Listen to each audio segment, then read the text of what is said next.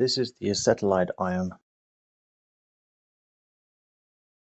The interaction between the calcium and the acetylide is ionic, but the acetylide ion is covalent within itself. The acetylide anion has high electron density and is quite polarizable.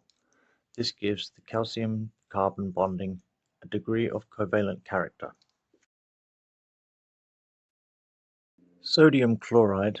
The chloride is a relatively hard spherical anion, so its interactions are strongly ionic. The C2 unit is directional and covalent, making the solid less like a purely ionic lattice and more like an ionic covalent hybrid. Calcium carbide and water produce acetylene gas.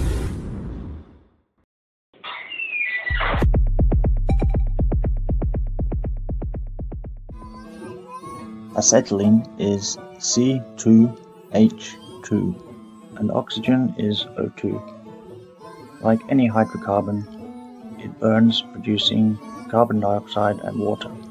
Now to balance the equation, we need 5 oxygen molecules to combust 2 acetylene molecules.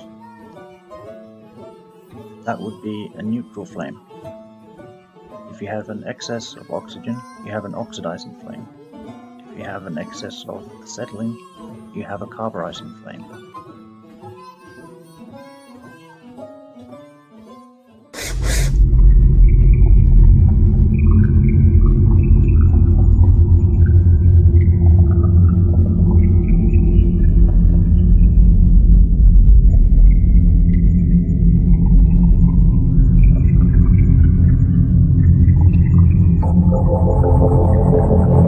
Calcium's valence shell is shell number 4, and being in group 2, it has 2 electrons.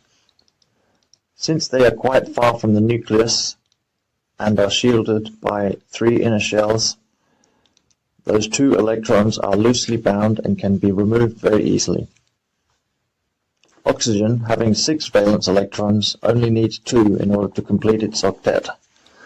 Calcium will therefore readily react with oxygen, giving us calcium oxide with calcium in the 2+, the same stable configuration as the noble gas argon, and oxygen 2-, having just gained 2 electrons.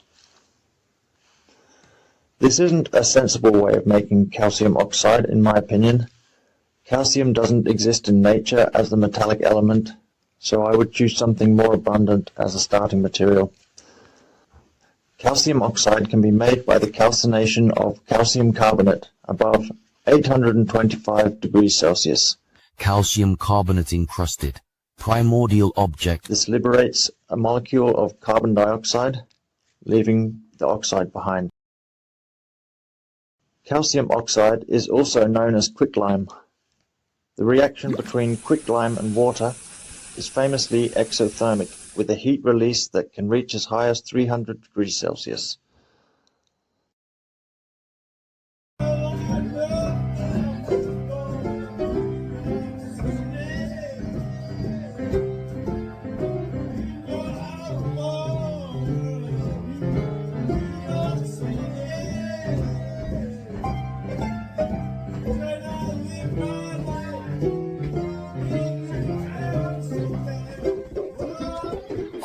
Also slightly orange.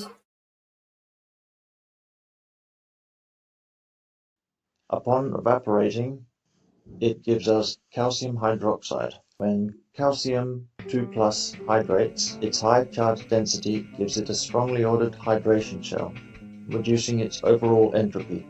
Calcium hydroxide dissolution is mildly exothermic, but entropy penalty from hydration shells makes the solubility low, unlike sodium hydroxide, which dissolves readily.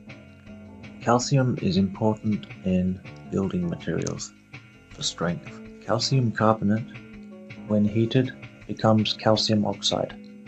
This calcium oxide reacts with silicon dioxide, aluminium oxide, iron oxide, and magnesium oxide at 1450 degrees Celsius. This forms clinker.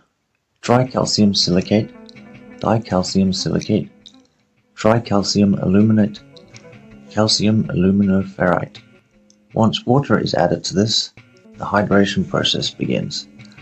This forms calcium silicate hydrate, which is what gives cement its main source of strength.